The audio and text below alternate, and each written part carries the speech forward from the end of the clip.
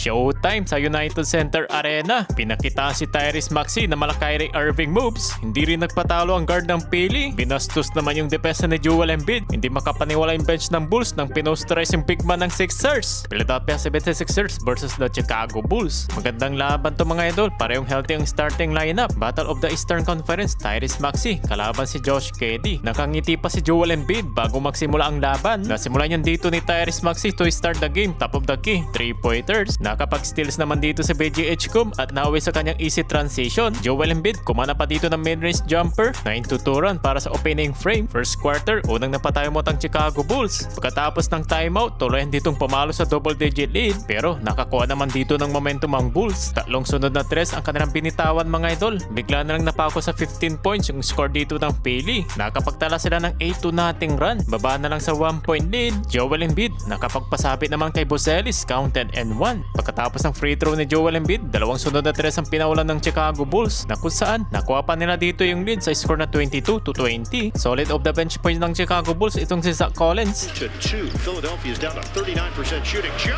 Nag-ala Kyrie Irving moves naman itong si Trey Jones. Two defenders pa yung sumabay. Bago naman matapos ang first quarter, Quentin Grimes. Ang ganda ng kanya ditong ginawa. Up and under sa Quentin Grimes. Well, natapos ang first quarter sa score na 30-28. Sa second quarter, nagmula naman dito sa opensa ng Bulls. Nakapagtala sila ng 6-0 run. Jared McCain, first field goal naman niya sa second quarter. Pero yun nga lang, ang Bulls naman ditong nagkaroon ng double-digit lead. Timeout ang Sixers. Right after the timeout, naging aggressive naman dito si Jared McCain. Back-to-back field goals mga idol. Sa 6 minutes mark, kumana naman dito ng 3 points si Joel Embiid. Tyrese Maxey, tinawagan naman ng offensive foul sa play na to. Pero challenge naman yan dito ng coach ng Philly. Successful yung challenge. Kaya nabigyan ng 2 free throws si Maxey. At si the process, Joel Embiid ang sumunod naman ditong opensa ng Philly. Nakapag-draw ng foul si Embiid. Meron na siya ditong 15 points. Pagkatapos nyan, ganda pa ng ikot ng bola dito ng Sixers to Tyrese Maxey, wing 3-pointers.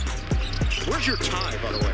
Turn around, it goes for Maxey. Final seconds, nakuha pa rin dito ng lead ng Sixers at pinapangunahan niya ng Joel Embiid natapos ang second quarter sa score na 52-49 halftime. Sa third quarter, muli naman ditong naitabla ng Bulls mula sa corner 3 points ni Boselis. Pero the process, sumagot naman dito ng 3 points at sinundan niyan dito ni BJ Edgecombe ng driving finger roll. Tyrese Maxey, kumana naman dito ng kanyang transition 3 points. Tumawag ng timeout ang Bulls. Mukhang magandang tinawag dito ng timeout ang Bulls dahil nakakadikit sila. Baba na lang sa tatlo yung kalamangan ng Sixers. Nice offensive rebound naman dito ni Edgecombe. Pinasa kay Paul George, 3-pointers. Sa halfway mark, Jalen Smith tinira ng harap-harapan ng tres kontra kay Joel Embiid. Pero bumawi naman dito ng basket si the process. Pasok pa yung batong bahala. May natanggalan pa ng sapatos sa Sixers habang dumedepensa. Sa last 4 minutes remaining, nakapukol ng tres si Tyrese Maxey. Shooting 3 out of 9 mula sa 3-point line. Muli naman ditong nakuha ng Bulls yung lead sa score na 77-76. Last 1 minute, sagutan naman ng tres si Paul George at ni Ayo Dosunmu para sa opensa ng Bulls at nakisali na rin dyan si Maxey, nothing but net. At sa dulo, may pahabol naman ng 3 points si Paul George. Natapos ang third quarter sa score na 85-81. Sixers up by 4. Sa fourth and final frame, Paul George catch and shoot, top of the key, 3-pointers. Sa play naman ito ni Paul George, nalagdaw siya ng depensa ni Ayo Dosunmu. Hindi umubra yung opensa ni PG8. Pagkatapos niyan, BJ Edgecombe quick moves with the driving hand. Only 8 points pa lamang dito ang rookie ng Sixers mga idol. Halfway mark, muli ditong nakadikit ang Bulls sa score na 95-94.